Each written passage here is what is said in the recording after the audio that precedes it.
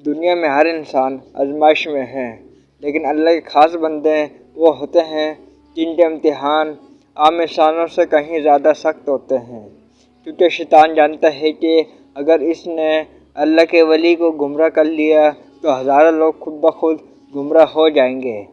یہ واقعہ صرف ایک کرامت نہیں، یہ ایمان، صبر، شریعت کی پابندی اور اللہ پر کامل بھروسے کی زندہ مثال ہے۔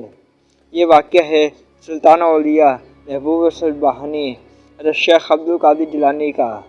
حضرت غوث اعظم رحمۃ اللہ علیہ کا زیادہ تر وقت عبادت، مجاہدہ اور فقر میں گزرتا تھا۔ کئی دن آپ پر ایسے گزرتے کہ کھانے کو کچھ نہ ہوتا، لیکن زبان پر کبھی شکوہ نہ آیا۔ روایت میں آتا ہے کہ ایک مرتبہ آپ کئی دن کے فاقے کے بعد جنگل کی طرف تشریف لے گئے تاکہ تنہائی میں اللہ کو یاد کریں۔ بھوک اس حد تک بڑھ چکی تھی کہ جسم کمزور، آنکھوں کے سامنے اندھیرا اور قدم لرزانے لگے۔ اسی عالم میں آپ نے دل ہی دل میں کہا، اے میرے رب، اگر تو چاہے تو بھوکا رہ اور اگر چاہے تو رزق عطا فرما، میں ہر حال میں تیرا ہی بندہ ہوں۔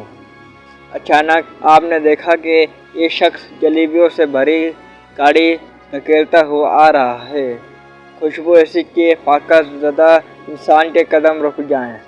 وہ شخص مسکراتے ہوئے بولا، اے عبد القادر، اللہ نے تمہاری بھوک کا خیال کیا ہے، آؤ یہ جلیبیاں کھاؤ۔ یہ سن کر نفس نے کہا، یہ تو اللہ کی رحمت ہے، لیکن دل ولی نے فوراً پہچان لیا کہ یہ معمولی بات نہیں۔ حضرت غوث اعظم نے بسم اللہ الرحمن الرحیم پڑھی۔ جیسے ہی بسم اللہ ادا ہوئی، وہ خوفزدہ شخص چیخ اٹھا، جلیبیاں دھواں بن گئی اور سامنے شیطان اپنی اصلی شکل میں آ گیا۔ شیطان نے کہا، اے عبد القادر، میں نے بڑے بڑے عابدوں کو اسی بھوک کے ذریعے بہکایا مگر تم بچ گئے۔ حضرت غوث اعظم نے فرمایا، میں نے اپنے نفس کی نہیں، میں نے اپنے رب کی پہچان کی ہے۔ دوسرا فقہ، نورانی دھوکہ۔ شیطان ہار ماننے والا کہاں تھا؟ وہ غائب ہوا اور تھوڑی دیر بعد نور، چمک اور جلال کے ساتھ ظاہر ہوا۔ اس نے سفید لباس پہن رکھا تھا اور نہایت عاجزی سے کہا، میں حضرت عیسیٰ ہوں۔ اللہ تم سے اتنا راضی ہو گئے ہے کہ اب تم پر نماز، روزہ اور شریعت لازم نہیں رہی۔ یہ سن کر اگر کوئی عام شخص ہوتا تو شاید دھوکے میں آ جاتا۔ حضرت غوث اعظم رحمۃ اللہ علیہ فوراً بول اٹھے، کیا تو جھوٹا ہے؟ شیطان گھبرا گیا اور بولا، کیسے پہچانا؟ آپ نے فرمایا، کیونکہ کوئی نبی کبھی شریعت کو منسوخ نہیں کرتا اور جو شریعت سے ہٹائے وہ رحمان نہیں، شیطان ہوتا ہے۔ یہ سنتے ہی شیطان چیخ مارتا ہوا زمین میں دھس گیا۔ جاتے جاتے شیطان نے کہا، اے عبد القادر، میں نے ہزاروں عابدوں کو علم کے بغیر بہکایا، لیکن تم علم اور تقویٰ دونوں کے ساتھ ہو، اس لیے بچ گئے۔ قرآن کی روشنی میں اللہ تعالیٰ سورہ نور آیت نمبر 21 میں فرماتا ہے، اے ایمان والو، شیطان کے قدموں کی پیروی نہ کرو۔ ایک اور مقام پر سورہ فاطر آیت نمبر 6 میں پھر اللہ تعالیٰ نے یوں فرمایا، شیطان انسان کا کھلا دشمن ہے۔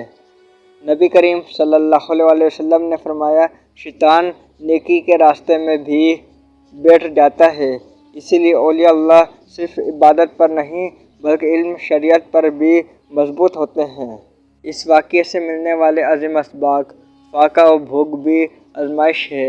ہر نظر آنے والی نیکی نیکی نہیں۔